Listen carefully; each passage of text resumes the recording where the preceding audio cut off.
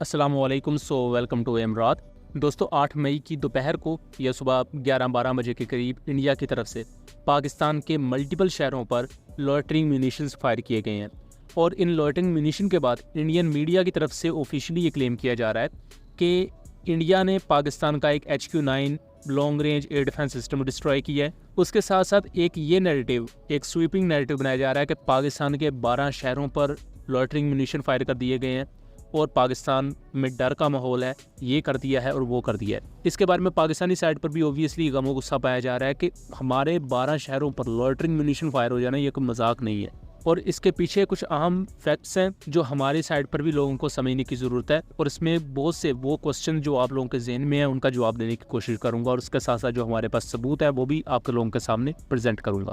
दोस्तों 7 मई की रात को क्या हुआ वो ऑलमोस्ट अब पूरी दुनिया जान चुकी है कि इंडिया के 5 एयरक्राफ्ट शॉट डाउन हुए हैं। इंटरनेशनल मीडिया उसे कवर कर रहा है।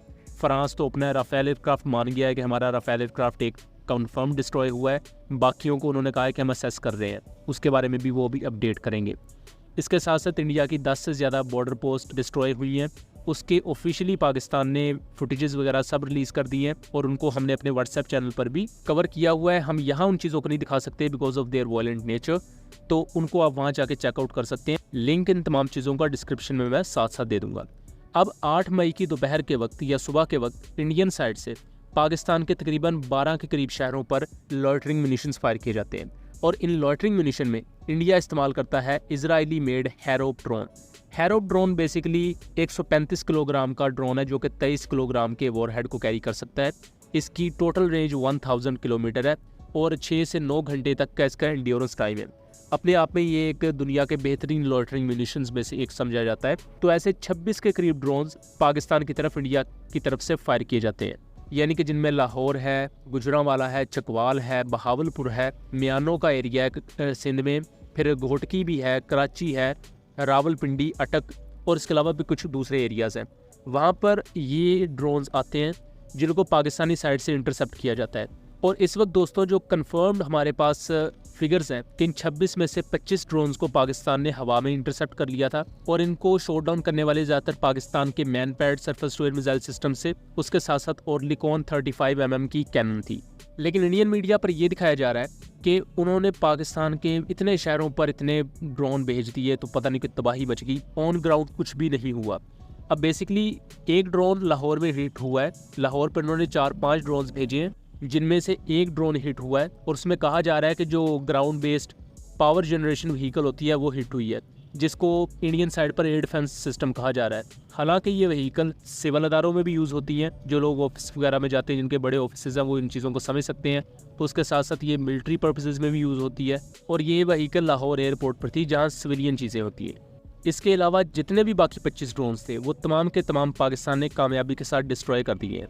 उनके विजुअल्स तक भी आ रहे हैं। मैं कोशिश करूंगा जो विजुअल्स इस वक्त मेरे पास है वो मैं आपको दिखा रहा हूं। उसके साथ साथ जो मेरे पास दूसरे सबूत हैं उनके लिंक मैं साथ साथ डिस्क्रिप्शन में दे रहा हूं ताकि आप तमाम चीज़ों को खुद चेकआउट कर सकें और हकीकत का अंदाज़ा लगा सकें। यहाँ जो इंडिया ये क्लेम कर रहा है कि पाकिस्तान का HQ-9 long range surface to air missile system hit हुआ है, इसका ना तो इंडिया ने कोई सबूत दिया है और ना ही ऐसा दोस्तों कुछ हुआ है।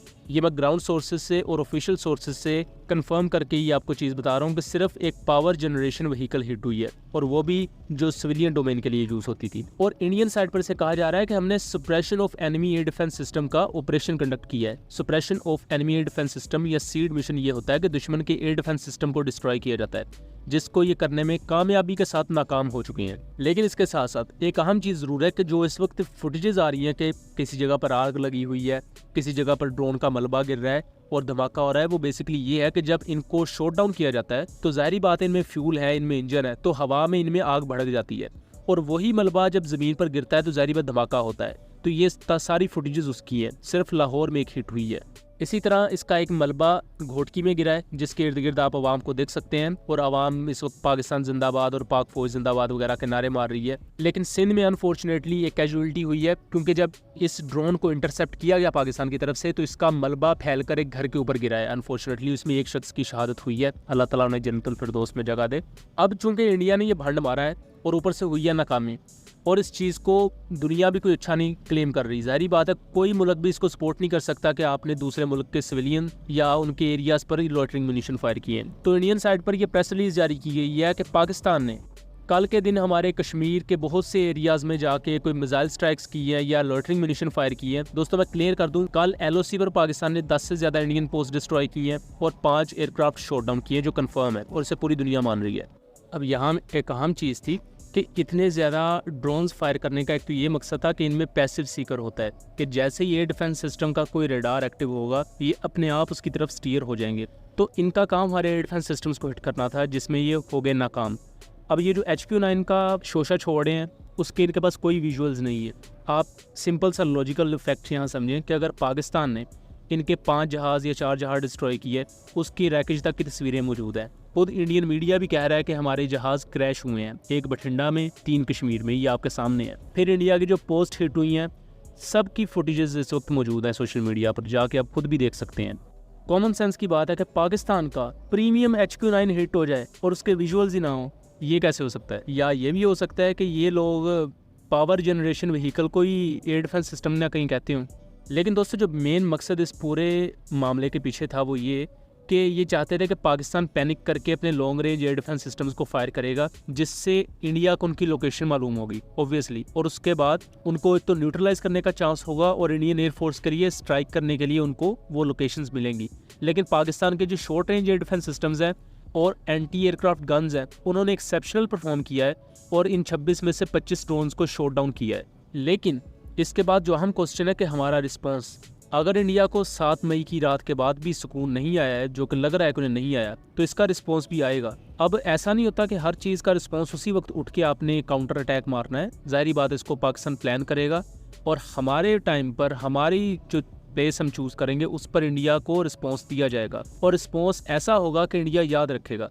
जैसे कि राफेल को अगर हमने शॉट डाउन किया है तो पूरी दुनिया उसको लोड कर रही है और वेस्टर्न एनालिस्ट तक हैरान है कि ये हुआ क्या है। तो इस तरह जो इन्होंने हमारे शहरों पर अटैक करने की कोशिश की है, जो इसका रिस्पांस जाएगा वो भी फिर पूरी दुनिया ही याद रखेगी। बाकी उम्मीद करता हूँ कि चीज़ें क्लियर रही होंगी और इस वक्त जो प्रोपेगेंडा है उसके मुकाबले में हमने आपको कुछ फैक्ट प्रोवाइड किए होंगे। वीडियो पसंद आई हो तो इसे ज़्यादा से ज़्यादा आगे शेयर करें ताकि इस हकीकत को फैलाया जा सके और बिला वजह को जो पैनिक इंडियन मीडिया ने क्रिएट किया हुआ है इससे लोगों को कुछ रिलीफ मिले। बहरहाल मिलेंगे बहुत जल्द अगली किसी वीडियो में, तब तक के लिए अल्लाह हाफिज़।